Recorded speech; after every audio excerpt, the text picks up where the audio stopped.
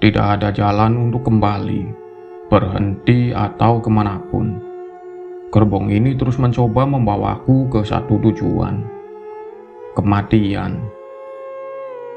Cerita horor ini diambil dari akun Twitter @dioseta, berjudul asli Gerbong 13.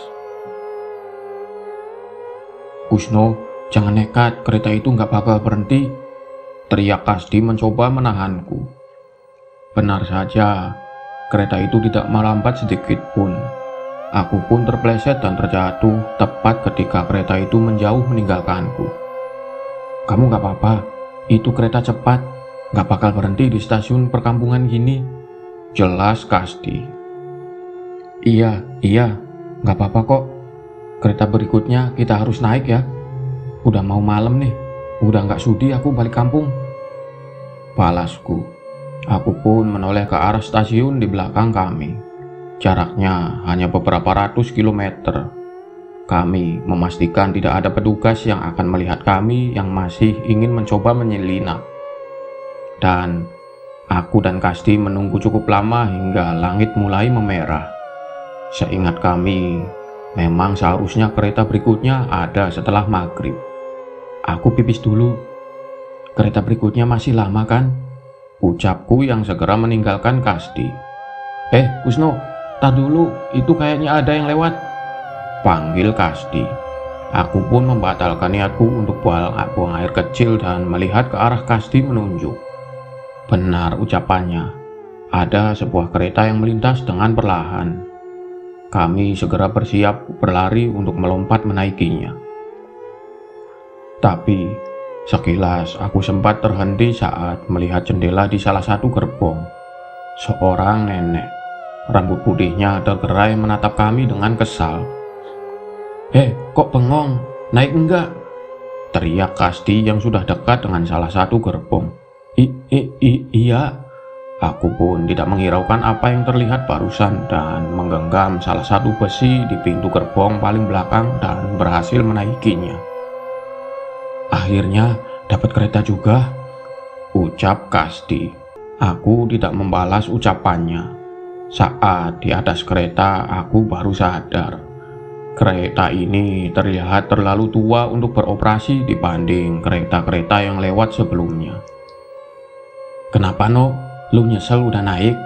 tanya Kasdi yang tengah mencari posisi nyaman di gerbong belakang, yang ternyata merupakan gerbong barang. Enggak lah.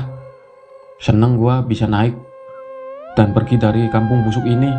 Suatu saat aku bakal balik dengan ngebales perbuatan orang-orang di sana." "Iya benar, kita bukan kabur, tapi menempa diri," tambah Kasdi. "Ada beberapa kantung besar kami gunakan untuk menjadi sandaran. Di sana kami mengobrol hal-hal kecil untuk menghabiskan waktu kami." "Seharusnya kita udah ngelewatin stasiun Ranupitu nih, tapi kok nggak berhenti ya?" tanya Kasdi heran. "Mungkin beda jurusan. Udah, tujuan kita masih jauh kan? Minimal kita dapat kota yang jaraknya lebih dari 1 malam," ucapku. Kasdi setuju. Kami pun melanjutkan perbincangan kami hingga tanpa sadar langit semakin gelap dan hanya ada satu sumber cahaya berwarna kuning di gerbong ini. Kami sempat tertidur sesaat, namun suara hujan deras mulai terdengar mengganggu tidurku. Berkali-kali aku berusaha tidak menghiraukan suara hujan dan gemuruh petir di perjalanan ini, namun tetap saja gagal. Aku pun memutuskan untuk membuka mata dan mencari posisi yang lebih nyaman. Tapi tepat saat aku membuka mata, tubuhku merinding tidak karuan. Aku merasa ada sosok yang memperhatikan kami berdua. Padahal dapat dipastikan tidak ada orang lain di gerbong ini. Aku mencoba untuk tidur lagi, tapi perasaan itu tidak juga menghilang. Aku ingin membangunkan Kasdi, namun aku tidak punya alasan yang tepat untuk itu. Tapi saat beberapa saat terdiam, aku baru sadar saat melihat ke arah kaca jendela. Ada pandulan beberapa orang dengan wajah amat pucat memperhatikan kami. Aku melihat sekeliling, tapi sosok yang dipantulkan di kaca itu tidak ada di sekitar kami. Ketika bulu kudukku berdiri, aku berteriak mencoba membangunkan Kasdi, namun suaraku enggan untuk keluar. Dengan beberapa tepukan dan menggoyangkan tubuh Kasdi, ia pun terbangun. "Gusno, kenapa? Mukamu pucat banget tuh," tanya Kasdi yang masih mengusap matanya. Itu di kaca jendela," ucapku pada Kasdi sembari menunjuk sosok-sosok yang terpantul di kaca itu. Kasdi pun menoleh ke arah yang kutunjuk. Seketika wajahnya pucat pasi sembari menoleh ke arah sekitar mencari keberadaan sosok itu. Tapi tidak ada. Apa itu, No?" tanya Kasdi. "Nggak tahu," balasku sambil mendekat kepada Kasdi. Kami pun berdiri dan mencoba menjauh dari jendela. Tapi tiba-tiba kami tersandung pada kantung barang yang kami gunakan untuk tidur tadi. Saat itu, tanpa sengaja aku membalik kantung itu dan terlihat kantung itu hanya ditutup menggunakan rel sleting. Aku dan Kasdi pun curiga. Sepertinya kami memikirkan hal yang sama. Enggak mungkin isinya itu," ucap Kasdi. Aku tidak ingin menebak-nebak. Hanya satu cara untukku memastikan isi kantong itu.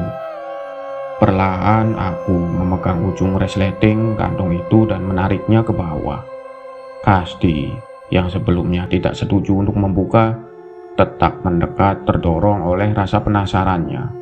Dan benar, tepat saat kantung itu terbuka, tercium bau menyengat yang hampir membuat kami muntah. Wajah seseorang yang pucat tak bernyawa terlihat dari kantung itu. Mayat? Bener mayat?" teriak Kasdi menjauh. Reaksiku tidak jauh berbeda dengan Kasdi. Aku pun segera melompat menjauh. Tapi samar-samar aku sadar, wajah mayat itu sama persis dengan wajah yang menatap kami dari pantulan kaca jendela kereta itu. "Ayo pergi, Gusno, kita harus pindah dari gerbong ini," teriak Kasdi. Aku setuju dengannya dan segera mengambil posisi untuk meninggalkan gerbong itu. Susah payah aku membuka pintu gerbong hingga akhirnya bisa keluar dari sana. Dan benar saja, saat aku kembali menoleh ke belakang, sosok-sosok yang tadi terlihat dari pantulan kaca jendela terlihat menatap kami dengan marah dari kantung jenazahnya masing-masing. Kami bergegas meninggalkan sambungan gerbong dan memasuki gerbong berikutnya. Sialnya, pemandangan yang terlihat tidak jauh berbeda. Beberapa karung, kardus, dan benda besar tersusun bersandingan dengan kantung jenazah seperti di gerbong tadi. "Ini sebenarnya kereta apa sih, No?" tanya Kasdi dengan suara yang mulai bergetar. "Aku nggak tahu, Di. Aku belum pernah dengar ada kereta yang mengangkut jenazah sebanyak ini," balasku. Kami pun berjalan dengan hati-hati melewati tumpukan benda-benda itu. Tak satu pun dari kami berani menoleh ke arah kaca jendela. Mental kami masih belum siap menyaksikan wajah pucat yang mungkin saja terpantul seperti di gerbong belakang. "Gimana kalau semua gerbong isinya begini semua, Dik?" tanyaku. "Gak mau tahu. Kalau beneran begitu, kita turun di stasiun terdekat. Kita cari kereta lain lagi," jawab Kasdi.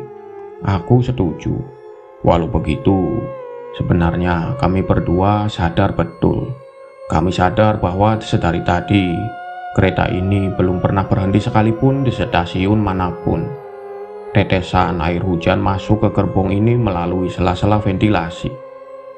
Tumpukan barang-barang ini pun mulai basah dengan air yang mulai menggenang. Kenapa keretanya bisa separah ini ya? Memangnya petugasnya nggak dimarahin kalau barang-barangnya di sini rusak karena air? Tanyaku. Kasdi berjalan dengan hati-hati sembari mencoba menjawabku. Nggak tahu juga ya. Kecuali kalau memang sebuah benda di sini isinya mayat semua, wajar saja mereka tidak peduli. Sebenarnya, aku setuju dengan pendapat Kasti, tapi tidak mungkin mayat-mayat itu dibungkus berbeda. Ya nggak mungkin lah, memang ada yang tega masukin jasad manusia ke dalam tong kayak gini. Ucapku sembari mengetok salah satu tong di sebelahku. Aneh, suara tong itu aneh. Seperti bukan berisi cairan. Rasanya seperti sesuatu yang padat berada memenuhi tong itu. Enggak mungkin, ucapku meninggalkan tong itu. Kenapa, Nok? Tanya Kasti heran melihat tingkahku. Yang aku tahu itu cuma desas-desus.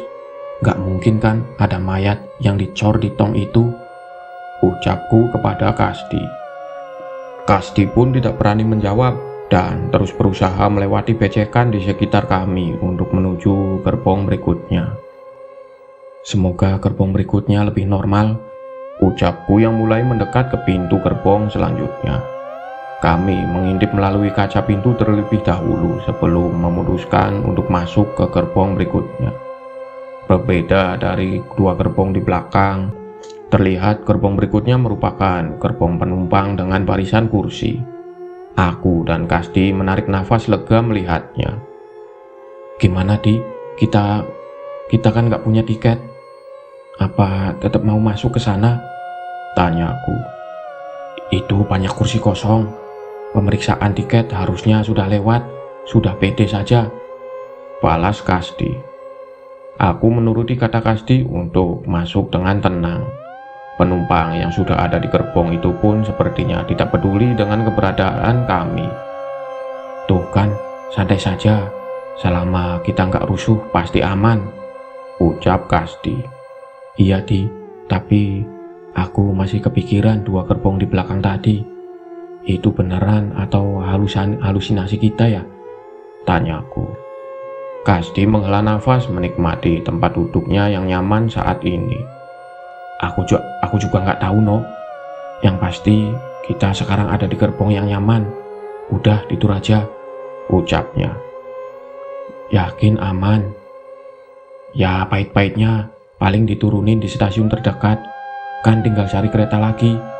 Aku pun setuju dengan kata-kata Kasti. Melihat ia begitu tenang dengan keadaan saat ini, aku pun ikut merasa tenang. Mengikuti jejak Kasti, aku pun memilih untuk memejamkan mata dan melanjutkan tidur kami yang terganggu dengan penglihatan makhluk-makhluk tadi. Masnya nggak salah kereta? Tiba-tiba terlihat seorang perempuan membangunkanku. Mbak, ini kursi mbaknya ya? Maaf, ucapku yang ingin segera pindah. Enggak, Mas, cuma mastiin saja. Apa benar tujuan Masnya benar sama dengan kereta ini? Ucap perempuan itu. Iya, Mbak, balasku yang tidak ingin diketahui sebagai penumpang gelap. Mendengar jawabanku, perempuan itu pun segera pergi meninggalkanku. Namun, mendengar pertanyaan dari perempuan itu, aku pun penasaran. Sebenarnya kereta ini menuju kemana? Mbak, memangnya kereta ini tujuannya ke... Belum sempat aku bertanya, tiba-tiba sosok perempuan itu sudah tidak terlihat. Aku beberapa kali mengucak mataku memastikan, namun benar perempuan itu sudah tidak ada. Yang terlihat hanya gerbong setengah penuh dengan salah satu lampu yang berkedut rusak. Kali ini, aku tidak ingin memusingkannya. Rasa kanduku lebih berkuasa untukku saat ini, sehingga membuatku memutuskan untuk kembali tidur. Tepat saat lewat tengah malam, aku terbangun, menyadari kereta tengah berhenti di salah satu stasiun. Aku melewatkan nama stasiun itu, namun stasiun ini sepertinya terletak di desa kecil yang masih jauh dengan kota. Mas, kalau ingin turun ini kesempatan terakhir. Tiba-tiba sosok perempuan yang membangunkanku semalam muncul lagi dari belakang. Ia tidak menunggu jawabanku dan berjalan melewatiku dan turun di stasiun itu. Kali ini, aku mempertimbangkan ucapannya dan membangunkan Kasdi. Di, bangun Di, keretanya berhenti. Ucapku mencoba membangunkan Kasdi. Kasdi terbangun. Ia menoleh ke arah jendela memastikan posisi kereta ini. Masih di stasiun desa, masih jauh no, ucapnya yang ingin kembali mencoba untuk tidur. Kamu yakin mau lanjut? Hal aneh tadi gimana? Tanyaku. Udah gak apa-apa, toh sekarang juga udah gak ada apa-apa kan? Balasnya. Aku sedikit ragu, tapi ucapan Kasdi ada benarnya. Hanya tinggal sebentar lagi seharusnya kami mencapai salah satu kota yang cukup besar untuk kami memulai kehidupan baru. Aku pun membiarkan Kasdi kembali untuk tidur. Sementara aku menyaksikan kereta yang mulai berangkat meninggalkan beberapa orang di sana. Tapi ada hal yang menarik perhatianku. Orang-orang yang turun dari kereta ini adalah seorang berpakaian masinis dan seorang berpakaian petugas. Tak jauh di belakang, kedua orang itu terlihat perempuan yang membangunkanku tadi. Anehnya, di sana wanita itu berwajah pucat, dengan sebagian rambut menutupi wajahnya. Ia mengenakan baju putih panjang yang sudah lusuh dan memandang kami sambil menyeringai dengan aneh. Seketika aku bergidik ngeri melihat perempuan itu bersama dengan stasiun 2 tempat kereta ini singgah tadi. Namun, setelah berangkat, rasa ngeri itu perlahan menghilang bersama lamunanku yang mulai muncul. Sepanjang perjalanan, aku mengingat tentang rasa sakit hatiku kepada warga kampung yang meremehkanku. Pekerjaanku sebagai tukang antar memang tidak sekeren sarjana-sarjana kota yang baru-baru ini mulai meramaikan desa. Tapi, membanding-bandingkan kami tentu bukanlah hal yang sepadan. Mereka tidak tahu saja bagaimana orang tua sarjana itu mendapatkan uang untuk menguliahkan mereka. Orang tua mereka ada yang rentenir, pejabat desa yang menggunakan uang desa dengan dalih-dalih beasiswa, hingga juragan kaya yang uangnya disetor oleh beberapa preman pasar. Kadang dunia ini memang tidak adil.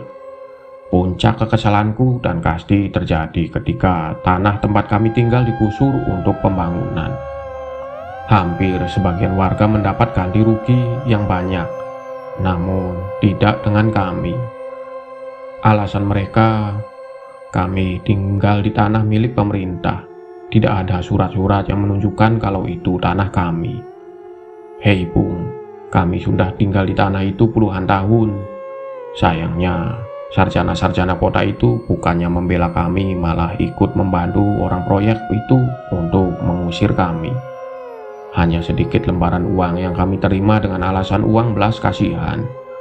Namun, uang itu sama sekali tidak ada artinya. Lihat saja, suatu saat aku akan kembali ke tempat itu dan membuat perhitungan dengan mereka. Tanpa sadar, hujan pun mulai mereda. Aku menikmati perjalanan kami kali ini. Bukan lagi pedesaan, tapi jalur kereta ini melewati hutan-hutan yang masih asri. Sayangnya, gelapnya malam menghalangi pemandangan kami. Sesekali aku melihat ada proyek-proyek penebangan pohon yang cukup besar di hutan yang kami lewati. Ada beberapa alat berat dan tumpukan kayu yang tersusun rapi di sana. Aku baru tahu kalau kereta api antar kota ternyata memang melewati tempat ini. Sempat aku berpikir apakah itu adalah proyek ilegal. Namun, apabila sering dilewati kereta dan dilihat oleh banyak orang, tidak mungkin itu proyek ilegal. Sebelum berpikir lebih panjang, entah mengapa aku merasa kereta ini berjalan dengan lebih cepat. Tak hanya itu, tiba-tiba seluruh listrik di kereta ini pun mati. Lampu-lampu sama sekali tidak ada yang menyala. Tidak, ini ada yang tidak beres. Seketika aku teringat perkataan perempuan tadi. ini kesempatan terakhir kalian untuk turun. Sontak aku mulai panik dan membangunkan Kasdi. Kasdi, bangun!" teriakku membangunkannya. Kasdi pun terbangun. Ia terlihat panik saat mengetahui keadaan di kereta sudah menjadi gelap gulita. Kenapa, Nuk? Mati lampu?" tanya Kasdi. "Iya, Di. Gua semakin ngerasa ada yang gak beres sama kereta ini," balasku. "Paling petugasnya lagi usaha benerin. Keretanya juga masih jalan kan?" ucap Kasdi. Seketika aku teringat sosok petugas dan masinis yang turun di stasiun tadi. "Enggak, Di. Bangun. Kita harus cari tahu kemana tujuan kereta ini," ucapku. "Kok kamu jadi panik sih? Dari tadi juga aman-aman saja," balas Kasdi. "Kamu nggak ngerasa aneh? Udah lumayan lama lampu mati, tapi nggak ada penumpang yang protes. Petugas juga nggak ada yang memeriksa," balasku. Kasdi mulai berpikir sejenak. Ia berdiri dan mengintip ke arah penumpang lain. "Benar, penumpang lain nggak ada yang protes?" tanya Kasdi. Aku mengangguk. "Setari tadi kamu dengar ada penumpang yang ngobrol?" tanya Kasdi lagi. Aku menggeleng. Sepertinya aku mengerti apa yang dimaksud Kasdi. Enggak mungkin. Waktu kita masuk tadi masih ada penumpang yang menoleh ke arah kita," balasku. Aku pun ikut berdiri melihat penumpang lain. Di dalam gelap, aku melihat semua penumpang tertidur tanpa ada satupun tanda-tanda akan terbangun. Mbak, bangun, Mbak." Aku mencoba membangunkan salah satu penumpang yang duduk tidak jauh di belakangku. "Gimana, Nuk?" tanya Kasdi. Aku menggeleng. Tidak ada satupun tanda-tanda penumpang itu akan bangun, sama seperti penumpang lainnya. "Tapi mereka masih hidup kan, Nuk?" "Harusnya iya. Mereka kelihatan masih napas." Tidak menyerah, kami pun berjalan ke gerbong berikutnya dengan kondisi gerbong yang gelap gulita. Sayangnya, kondisi yang sama juga terjadi pada penumpang di gerbong berikutnya. "Mereka ini kenapa sih?" Kasdi terlihat kesal. Ia pun memaksa menarik salah seorang yang tertidur hingga terjatuh. Namun orang itu tetap terbaring tanpa ada tanda-tanda akan kembali berdiri. "Kasdi, kamu apa-apaan?" teriakku. "Enggak, No. Kita harus pergi dari kereta ini." Seketika wajah Kasdi terlihat pucat. Ia seperti mengetahui sesuatu. "Aku pernah dengar tentang sebuah kereta yang hanya digunakan sesekali. Aku kira itu hanya mitos," ucap Kasdi. "Mitos? Mitos apaan? Yang jelas, Di, kalau kamu ngomong," paksaku kesal. "Kereta itu cuma beroperasi sesuai permintaan. Kereta yang mengangkut tumbal untuk proyek besar." Kasdi menjelaskan cerita itu sembari merinding. Sepertinya aku juga pernah mendengar desas-desus cerita itu. "Maksudmu jenazah di belakang, penumpang di 2 gerbong ini?" "Iya, No. Bisa jadi mereka tumbal," ucap Kasdi yakin. Enggak, kamu ngawur." "Terserah, kamu mau percaya apa tidak. Yang penting kita harus segera turun," perintah Kasdi. Kasdi pun bergegas berjalan menuju sambungan gerbong berikutnya. Namun, tidak seperti tadi. Kereta ini tengah berjalan begitu cepat. "Sejak kapan kereta ini berjalan secepat ini?" Kasdi terlihat heran. Padahal memang sebelumnya kereta ini berjalan dengan pelan. "Sepertinya sejak stasiun tua tadi, pas masuk hutan kereta ini nambah cepat." Kasdi terlihat mencari celah dan cara untuk meninggalkan kereta ini. Beberapa kali ia mencari cara dan celah untuk melompat, namun kecepatan kereta ini tidak memungkinkan untuk itu. Apalagi sedari tadi kami hanya melewati hutan-hutan yang tidak ada habisnya. "Sialan, kita nggak bisa ngapa-ngapain." Aku berpikir sejenak mencoba mencari cara untuk keluar dari permasalahan ini. Kita cari petugas di depan dan paksa untuk berhenti, ucapku. Tak mampu memikirkan cara lain, Makasdi pun setuju denganku. Kami pun membuka pintu gerbong berikutnya. Gerbong kosong. Tidak ada seorang pun di gerbong ini.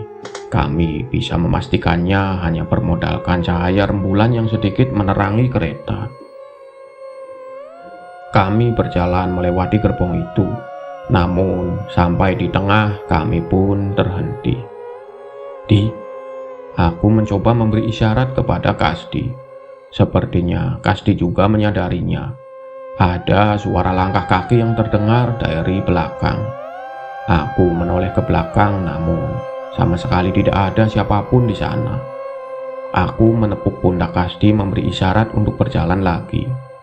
Tapi hal yang sama terjadi lagi. Terdengar suara langkah kaki berjalan mengikuti irama langkah kaki kami. Siapa itu? Kasdi yang sedang kesal mencoba memaksa sosok itu untuk memunculkan dirinya. Lagi-lagi tidak ada jawaban.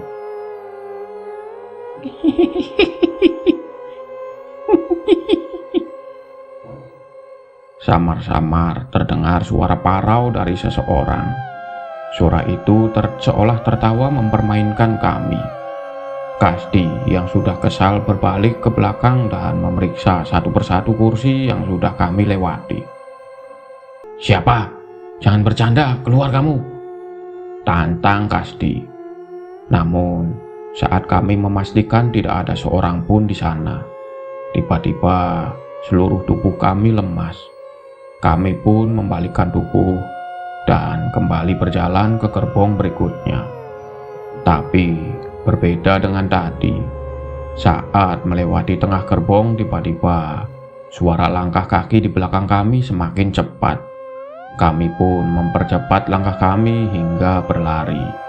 Kali ini kami yakin itu bukan langkah kaki manusia. Terlebih, langkah kaki itu tidak lagi terdengar hanya dari bawah. Langkah kaki itu bahkan terdengar dari langit-langit kereta. Jantung kami berdetak semakin kencang. Tengkukku terasa dingin saat suara langkah kaki itu bergerak semakin dekat dan semakin dekat di telinga kami. Cepat, No! Teriak Kasdi membukakan pintu gerbong dan menyuruhku keluar. Tapi tepat ketika aku mencapai sambungan gerbong, Kasdi menutup pintu gerbong itu dengan cepat. Kami sampai dengan terengah-engah. Jantungku masih belum selesai berdegup dengan kencang. Sementara itu, aku yang masih penasaran mencoba mengintip mencari tahu makhluk apa yang mengejar kami tadi. Aku tidak melihat siapapun di gerbong itu. Sama sekali tidak ada, bahkan saat aku mengintip memastikan ke beberapa sisi. Balik ke sini!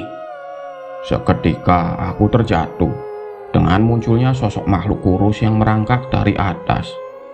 Ia memamerkan wajah keriputnya dengan kepala yang botak dengan sedikit sisa rambut, menempelkan wajahnya di kaca. No, lari No! Lari No! Kasdi pun menarik bajuku dan membawaku menuju gerbong berikutnya. Setelah 5 gerbong sebelumnya, aku tidak lagi berharap banyak dari gerbong ini. Terlebih saat aku melihat semua jendela di gerbong ini terbuka, membiarkan angin dan air hujan masuk ke dalam kereta. Hati-hati, Di. Setari tadi tidak ada gerbong yang beres, ucapku. Kasdi mengangguk, sepertinya ia sangat sadar dengan hal itu. Hampir seluruh lantai gerbong ini basah dengan air hujan yang masuk lewat jendela. Angin yang berhembus juga menimbulkan suara-suara aneh. No, lihat ini, ucap Kasdi menunjukkan benda yang terdapat di kursi. Tas, bungkus makanan, plastik berisi barang, jaket, benda-benda itu tertinggal dalam kondisi basah di kursi-kursi gerbong ini. Maksudmu gimana, Di? Tanyaku. Bukannya ini artinya tadi ada orang yang menempati gerbong ini, ucap Kasdi. Benar juga, Ini bukan barang-barang lama, sisa-sisa makanan pun masih belum membusuk. Terus mereka pada kemana? Tanyaku. Kamu udah tahu kan aku bakal jawab apa? Iya sih, tapi siapa tahu kamu punya perkiraan. Kasdi menghela nafas. Sepertinya bukan tidak punya firasat. Kasdi hanya berharap firasatnya salah. Sambil berhati-hati, kami berjalan melewati gerbong ini. Selama berjalan, sepertinya aku sedikit membaca firasat Kasdi. Orang-orang yang berada di gerbong ini sepertinya pergi dengan terburu-buru ya? Tanyaku. Nah, itu kamu tahu. Jangan bilang alasan semua jendela ini terbuka karena orang-orang itu pergi melalui jendela, Di. Saat menyadari hal itu, seketika aku merasa gerbong ini berbahaya. Pasti ada sesuatu yang membuat orang-orang itu nekat melakukan hal itu, ucap Kasdi sambil berhati-hati. Aku tidak habis pikir apa yang bisa membuat hal itu terjadi. Sembari memikirkan hal itu, aku merasakan hal yang aneh. Entah mengapa tiba-tiba kepalaku terasa sakit. Aku memperhatikan Kasdi. Ia juga memegangi kepalanya. Apakah dia merasakan hal yang sama? Kepalaku, Di, tiba-tiba sakit, ucapku. Iya, No. Tadi aku kira cuma sakit kepala biasa. Kenapa sekarang tambah sakit? Balas Kasdi heran. Aku hampir saja terjatuh di tempat ini.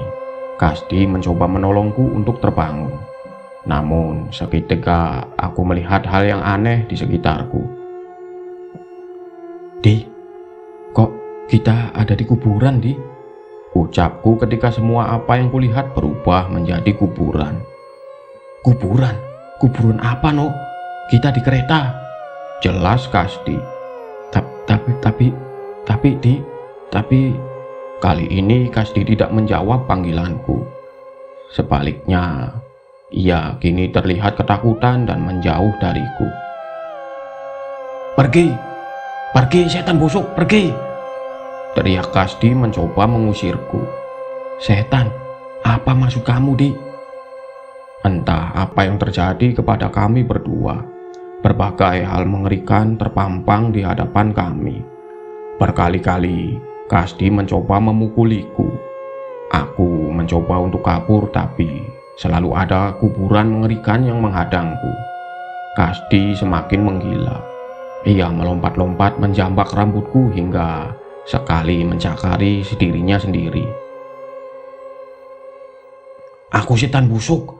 Aku setan busuk, aku harus mati. Mendengar ucapan itu, aku segera berlari menangkap Kasdi dan menahan gerakannya. Kasdi, sadar, Di, Kasdi. Seketika aku mulai mengerti alasan orang-orang ini nekat melompat dari kereta. Ini halusinasi, Di, sadar. Walaupun berucap seperti itu, sebenarnya aku masih belum sadar dari penglihatan kuburan di sekitarku. Setidaknya, aku tidak seperti Kasdi. Aku menahan tubuhnya dan menyeretnya dengan paksa. Ia terus memberontak. Namun, aku tidak akan melepaskannya. Sebagian tubuh Kasdi sudah berdarah dengan cakarannya sendiri. Tak hanya itu, saat ini sepertinya Kasdi mencoba mencongkel bola matanya sendiri. Di, Kasdi eling, sadar, Di. Kondisinya semakin gawat. Aku harus menghentikannya sebelum terlambat. Beruntung, usahaku membuahkan hasil. Akhirnya aku menyeret tubuhnya hingga pintu. Dengan segera aku membuka pintu itu dan membawanya keluar. Di, sudah, Di, tarik nafas, teriakku kepadanya. Perlahan ilusi yang melingkupi diriku mulai memudar. Namun aku terus memegangi Kasdi. Salah sedikit saja, ia bisa terjatuh. Cukup lama Kasdi mengamuk, tapi akhirnya lambat laun ia pun berhenti. Wajahnya terlihat bingung dengan apa yang terjadi padanya. Di, udah sadar? Tanyaku. Aku kenapa, No? Kasdi bingung. Kamu kesurupan? Bukan. Kita berhalusinasi tadi. Jelasku. Kasdi pun mencoba mencerna apa yang terjadi. Lambat laun, ia merasakan sakit dari bekas cakarannya di tubuhnya. Cukup lama kami menunggu di sambungan gerbong itu. Tak peduli seberapa angin dingin yang menerpa kami dan hujan yang mengguyur kami. Untuk kami, saat ini kedua hal itu tidak lebih buruk dari kejadian yang kita alami tadi. Kereta ini sepanjang apa sih, No? Tanya Kasdi. Aku nggak tahu, nggak sempat menghitung tadi. Kalau gerbong-gerbong berikutnya seperti tadi, sepertinya aku nggak kuat, ucap Kasdi. Ia mengusap matanya, entah itu air mata atau air hujan yang membasahi wajahnya. Tenang, tenang. Kita hadapin ini bareng-bareng, ucapku. Di hadapan kami sudah terpampang pintu gerbong berikutnya. Kami belum siap untuk menghadapinya. Tapi cepat atau lambat kami pasti harus membuka pintu gerbong itu. Butuh waktu beberapa menit hingga Kasdi mulai bisa berdiri dengan tenang. Sepertinya tetesan air hujan dan angin yang kencang juga membuatnya tidak betah di sambungan gerbong ini. Kira-kira apa yang ada di depan gerbong itu ya, No? Tanya Kasdi. Nggak tahu, tapi kita harus cepat-cepat menemui siapapun, petugas atau masinis yang ada di depan, balasku. Kasdi mengatur nafasnya. Ia menatap tajam pintu gerbong di depan dan mempersiapkan mentalnya. Pokoknya begitu kita masuk pintu itu, kita langsung lari saja secepat mungkin. Apapun yang ada di sana kita pura-pura tidak melihat saja, perintah Kasdi. Aku setuju dengannya.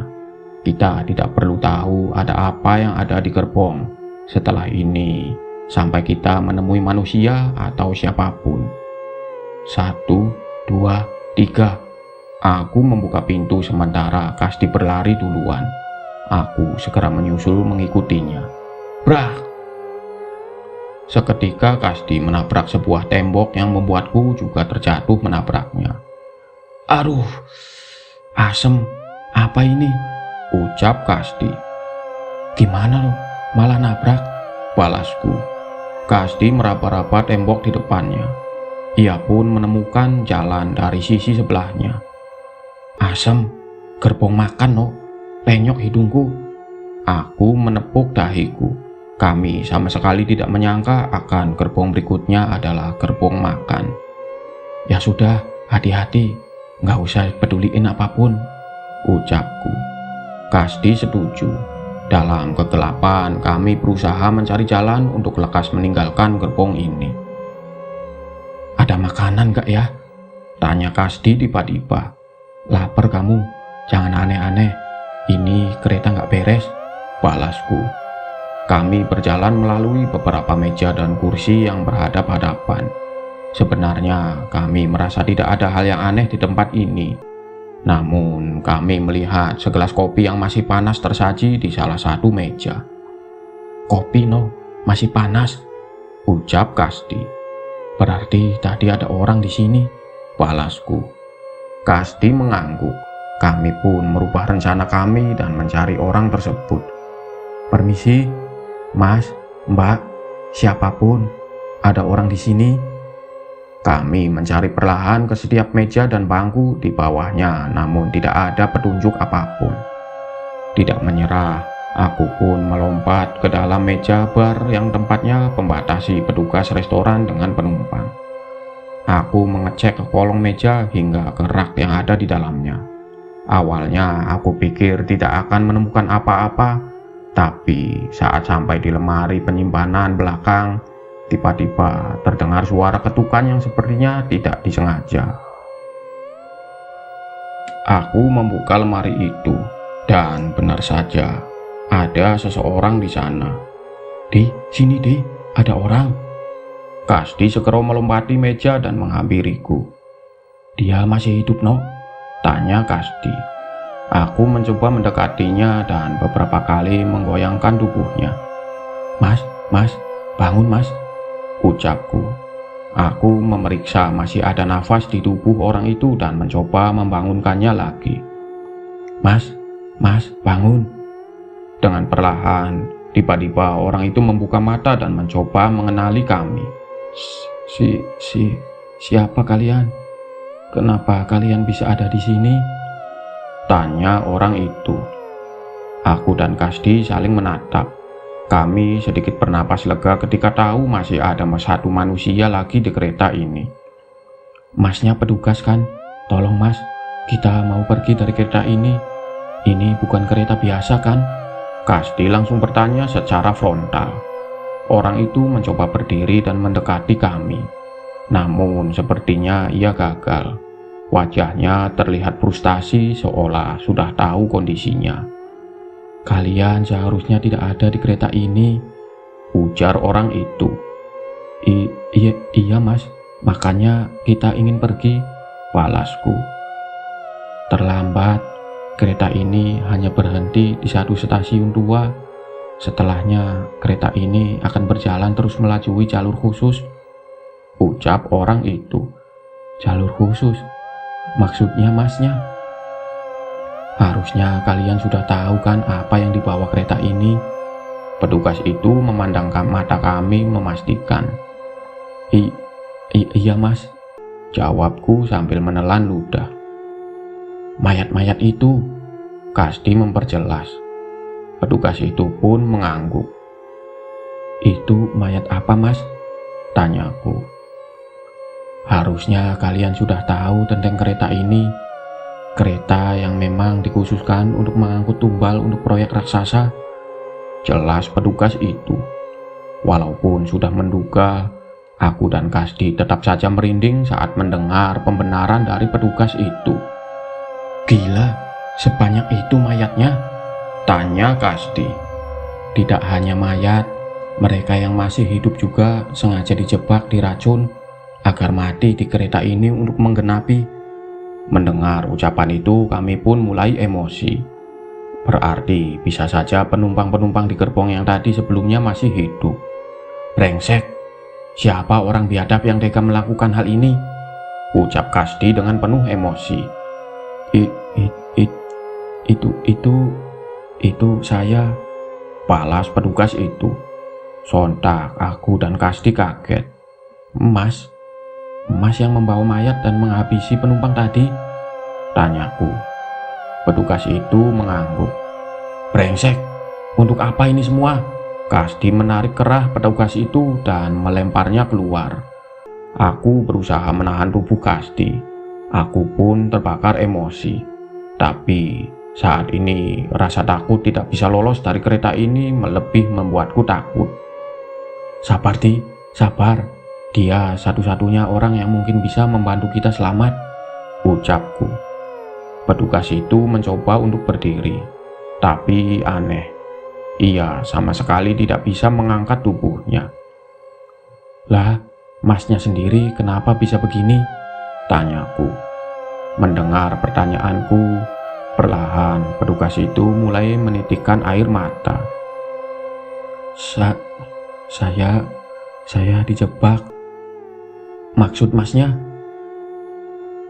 Kami sekelompok diancam oleh bos proyek dan diminta untuk mengumpulkan tumbal. Ada uang yang besar yang dijanjikan, namun bukan itu alasannya. Anak dan istri kami dijadikan jaminan apabila gagal mengumpulkan tumbal, merekalah yang akan dibawa. Maksudnya bila tidak dapat mengumpulkan tumbal, anak istri masnya dan yang lainnya yang dikorbankan? Tanyaku. Petugas itu mengangguk. Terus kenapa masnya masih di sini? Tanya Kasdi. Saya bertugas menghitung seluruh jasad dan korban yang disiapkan. Namun ternyata kurang satu. Saya mulai merasa ada yang tidak beres. Dan ternyata dugaan saya benar. Sayalah yang harus menggenapi jumlah tumbal itu, jelasnya. Bagaimana bisa? Apa yang dilakukan mereka sama masnya? Kopi itu, saya membuat kopi sembari mencari cara untuk pergi. Ternyata ada racun di kopi itu, jelasnya. Seandainya bukan dari kopi itu, pasti ada cara lain yang dilakukan untuk membunuh saya. Kasdi menatapku. Kami menoleh kembali ke arah gelas kopi yang seharusnya sekarang mulai mendingin. Kalian pergilah. Kalau kereta ini sudah sampai tujuan, kalian tidak mungkin selamat, ucap petugas itu. Sedari tadi memang itu tujuan kami. Tapi bagaimana caranya, Mas? Tanyaku. Rem darurat di setiap gerbong sudah dirusak. Dari 13 gerbong yang ada, hanya gerbong paling depan yang masih memiliki rem darurat, ucap petugas itu. 13 gerbong? Berarti masih setengah perjalanan lagi, balasku. Kami mengalami berbagai kejadian di gerbong sebelumnya, Mas. Apa gerbong berikutnya juga sama atau malah lebih parah? Tanya Kasdi. Wajah petugas itu terlihat bingung. Kejadian? Seharusnya hanya ada jasad dan orang baru saja meninggal, Mas, ucap petugas itu. Aku berpikir mungkin saja benar. Kejadian-kejadian sebelumnya adalah halusinasi dan atas rasa takut kami setelah melihat mayat-mayat sebanyak itu. Ya sudah, Mas, ada apa saja di gerbong berikutnya? Tanyaku mempercepat. Seharusnya hanya ada jasad manusia yang terjebak, sebagian diracun dengan gas, sebagian lagi memang tidak bernyawa. Tapi ucapan petugas itu tertahan. Tapi apa, Mas? Di barisan gerbong berikutnya ada seorang Belum sempat menyelesaikan kata-katanya, tiba-tiba ia terbatuk memuntahkan darah dari mulutnya. Mas, kenapa, Mas? Mas, ucap Kasdi panik. Sayangnya, petugas itu terus batuk. Darahnya bermunceratan ke dinding-dinding kereta. Tidak ada sepatah pun kata yang ia ucapkan lagi sehingga terbaring tak bergerak. Aku pun panik dan mengecek nafas dan detak jantungnya. Mati, dia mati, teriakku panik kepada Kasdi. Kasdi menggoyangkan tubuh petugas itu dan memastikan, namun petugas itu benar-benar tidak bergerak. Kami melampiaskan kekesalan sesaat dengan memukuli dinding kereta. Satu-satunya harapan kami untuk bisa pergi kini menghilang. Kita harus lanjut, No. Nggak bisa diem di kereta ini, ucap Kasdi. Tapi lanjut kemana? Tanyaku. Dengarkan tadi, ada rem darurat di gerbong paling depan. Kita berhentiin kereta ini dan pergi, jawab Kasdi. Terus keretanya gimana? Aku nggak peduli, biar saja kereta ini berhenti di hutan. Sisanya kita tinggal cari cara untuk meninggalkan hutan ini, ucap Kasdi. Memang cukup berisiko, tapi ada benarnya juga. Di hutan lebih aman daripada di kereta ini.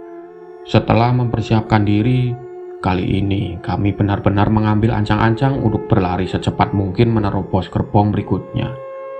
Benar ucapan petugas itu. Gerbong berikutnya layaknya gerbong kereta biasa. Namun semua orang di kursinya terlihat tertidur. Belajar dari pengalaman sebelumnya, kami tidak lagi berniat mengecek kondisi penumpang itu dan memilih untuk menerobos ke gerbong berikutnya. Gerbong berikutnya tidak jauh berbeda, namun ada bau kemenyan yang tercium di gerbong ini. Seperti tadi, kami ingin berlari secepat mungkin meninggalkan gerbong ini. Tapi, tiba-tiba Kasdi berhenti saat menyadari sesuatu. Biadab, ucap Kasdi setelah sadar dengan sosok di sekitar kami. Aku baru saja menyadarinya juga berusaha menahan mual. Bagaimana tidak? Seluruh penumpang di kereta ini sudah tidak bernyawa dengan kepala yang sudah tidak ada lagi berada di tempatnya. Siapa yang tega melakukan hal ini? Ucapku. Kami berusaha menahan rasa takut kami dan terus berjalan. Dan tepat saat akan memasuki gerbong berikutnya, pertanyaan kami pun segera terjawab. Dari kaca di pintu gerbong, terlihat seorang nenek tua berambut putih panjang dengan baju kebaya yang sudah bersimbah darah. Ia menggenggam sebuah parang di tangannya dan menghampiri satu persatu penumpang yang baru saja menjadi mayat. Ia memenggal kepala setiap penumpang itu tanpa belas kasihan. Sebaliknya, ia malah tertawa seolah menikmati apa yang ia lakukan.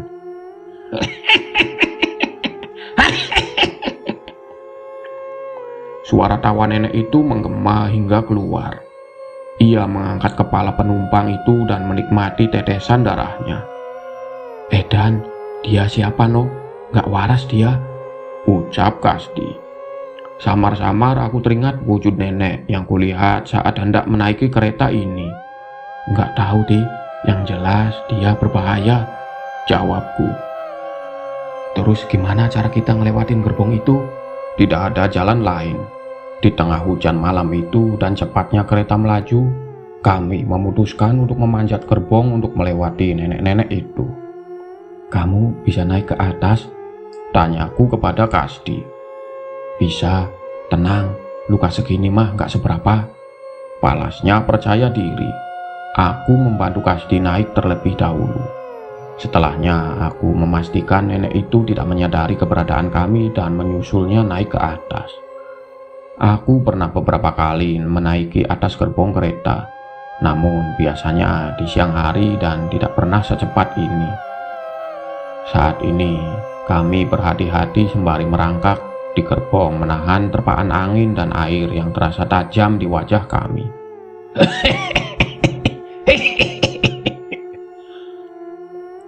Suara nenek itu masih terdengar. Hal itu seolah menandakan ia baru saja memenggal satu jasad penumpang lagi. "Hati-hati no, jangan sampai kedengaran sama nenek itu," peringkat Kasdi. "Iya, kamu juga awas licin." Walau cukup lama, kami pun akhirnya mencapai ujung gerbong. Kami berpikir untuk turun atau terus melakukan perjalanan dari atas. "Kalau kita lanjut perjalanan dari atas ini, kira-kira bisa lompat ke gerbong berikutnya?" tanyaku pada Kasdi. "Bahaya, licin banget. Tapi kalau berhasil berjalan di atas gerbong, saat ini lebih bahaya dibanding di dalam," balas Kasdi. "Iya, terus gimana?" "Aku milih ngambil resiko itu. Kita coba lompat ke gerbong depan," balas Kasdi. Aku sedikit ragu, tapi aku setuju bahwa itu pilihan terbaik saat ini. Kasdi pun mengambil ancang-ancang. Ia sedikit berlari dan melompat ke gerbong berikutnya. Brak! Terdengar suara yang cukup keras saat Kasdi mendarat ke atap gerbong berikutnya. Aku pun bersiap melakukan hal yang serupa. Aku berlari dan melompat menuju gerbong berikutnya. Seharusnya ini bukanlah hal yang sulit. Brak! Sekali lagi terdengar suara yang keras tepat saat aku mendaratkan kakiku di atap gerbong. Namun sialnya, air hujan membuat pijakanku meleset hingga tubuhku hampir terjatuh di celah sambungan gerbong. "No, pegang!" teriak Kasdi menjulurkan tangannya. Dengan sigap aku meraih tangannya dan beberapa kali menendang dinding gerbong untuk naik kembali. Aku selamat. Jantungku berdegup kencang membayangkan bila aku terjatuh dan tergelincir ke hutan. "No, Kusno." Aku mengatur nafas mencoba menenangkan diri kembali. "No, itu no." Kasdi memukul pundakku sembari menunjuk ke bawah. "Apaan, Di?" tanyaku bingung. Aku pun memperhatikan arah kemana jari Kasdi menunjuk. Sial, dari kaca pintu gerbong yang kami lewati sebelumnya, terlihat nenek itu menatap ke arah kami. "Ketahuan, kita ketahuan, Di," ucapku. Wajah nenek itu terlihat marah. Matanya melotot sembari menggenggam parang di tangannya. Ia membuka pintu gerbong itu seolah bersiap mengejar kami. "Lari, lari terus," perintah Kasdi. Sekuat tenaga kami berlari dengan hati-hati. Samar-samar terdengar langkah yang sama dari bawah seolah mengikuti kemana arah kami. Kami melompat ke gerbong berikutnya dan benar saja, nenek itu sudah berada di ujung gerbong sebelumnya mengejar kami. "Berhenti! Kalian semua harus mati! Tidak ada yang boleh hidup!" Terdengar suara teriakan nenek itu yang terdengar jelas di telinga kami. Sudah jelas, nenek itu punya kekuatan aneh. Kami tidak mempedulikannya dan terus berlari sehati-hati yang kami bisa. Namun sialnya, tepat di ujung kereta ini wajah nenek itu muncul dan berusaha menaiki atap gerbong. Gila, nenek itu di, teriakku. Kakiku lemas melihat keberadaan nenek itu. Kasdi yang berada di depanku pun terlihat gentar melihat nenek tua yang menyeret parang sambil tertawa terkekeh-kekeh. Nek, jangan nek, kita tidak bermaksud apa-apa. Kita hanya ingin pergi, ucap Kasdi. Terlambat, kalian sudah melihat semuanya, balas nenek itu. Nenek itu pun berjalan perlahan mendekat ke arah kami. Gimana di? Kaburlah no. Tapi gimana? Kasdi melihat ke arah sekitar. Lewat samping, ucapnya. Gila kamu, jatuh langsung mati kita. Makanya jangan jatuh. Aku tidak bisa berpikir lagi. Kami pun spontan turun lewat samping di sisi berbeda dan merambat dengan pijakan kisi-kisi jendela. Aku sekuat tenaga menggenggam pinggir atap dan merayap perlahan. Ini sulit, sangat jauh berbeda dari adegan-adegan yang sering kulihat di film. Aku merayap perlahan, namun sialnya tiba-tiba dari atas, wajah nenek itu muncul di tengah hujan sembari mengayunkan parangnya. Aku menghindar dengan melepaskan salah satu genggamanku. Namun, salah satu bahuku terluka tak mampu menghindar. Tahan Kusno, aku berhentikan kereta ini, teriak Kasdi yang kembali naik. Aku tahu tujuan Kasdi bukan berlari lebih dulu, melainkan untuk memancing nenek itu. Benar saja, nenek itu terpancing dan kembali mengejar Kasdi. Aku memperbaiki posisiku dan kembali ke atas. Kasdi melompat ke gerbong berikutnya. Sialnya, tidak seperti bentuk tubuhnya. Nenek itu mampu mengimbangi kecepatan Kasdi dan ikut melompat. Dengan menahan lukaku, aku mengejar mereka. Tapi sepertinya nenek itu punya rencana lain.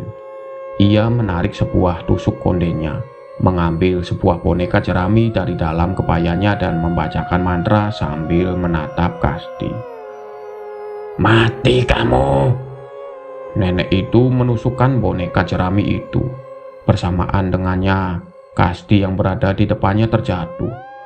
Samar-samar aku melihatnya memuncratkan darah dari mulutnya. Kasdi! Teriakku. Kasdi berusaha berdiri. Ia masih ingin mencoba berlari meraih gerbong terakhir. Sudah Kasdi, jangan bangun lagi, teriakku menyadari sesuatu.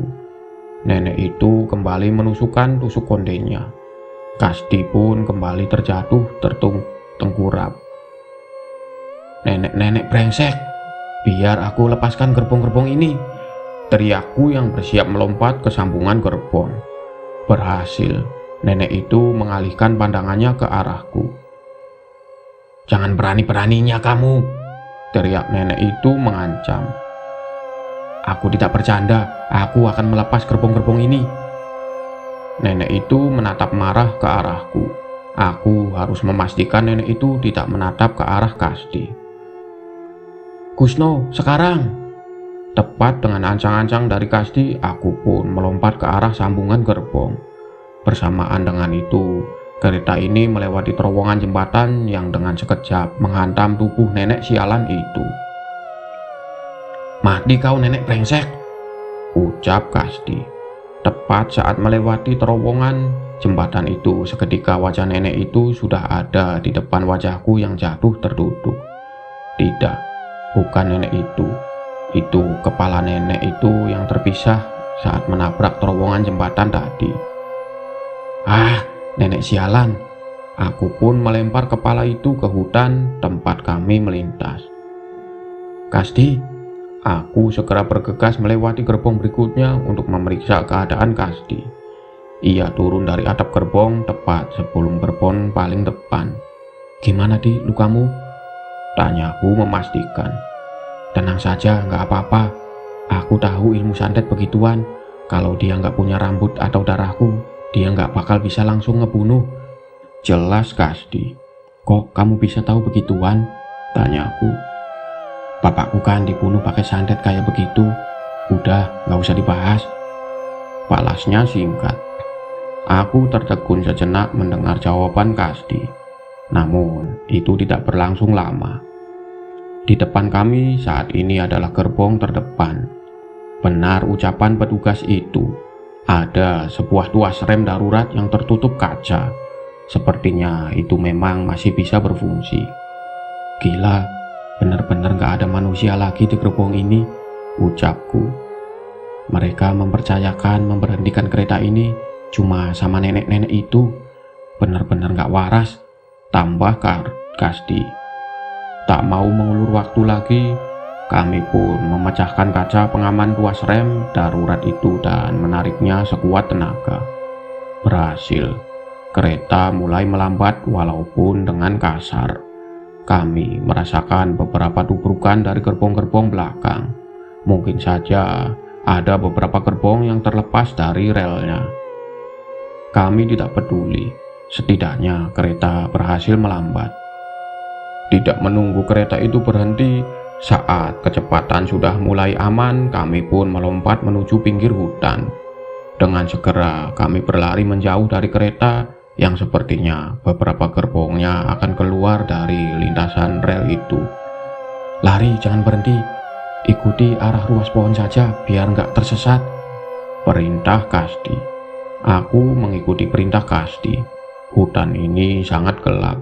Tapi setidaknya pohon-pohon di sini adalah pohon jati yang memang ditanam manusia.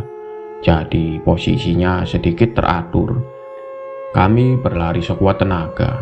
Dan ketika merasa sudah mulai aman, kami pun berhenti di daerah yang tidak begitu jauh dari jalan utama.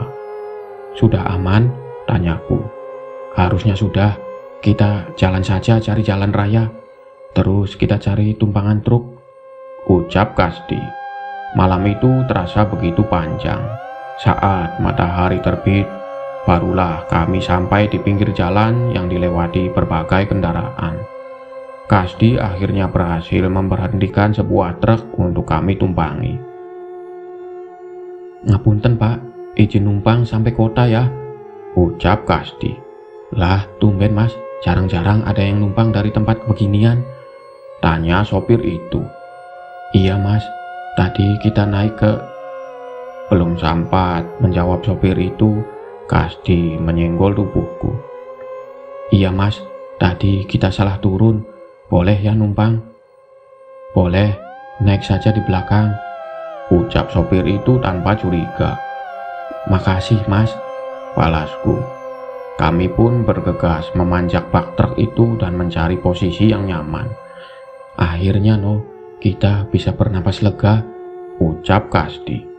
Iya Di, soal kejadian di kereta itu apa kita laporin ke polisi saja ya? Gila kamu, mereka itu pemain proyek bisa.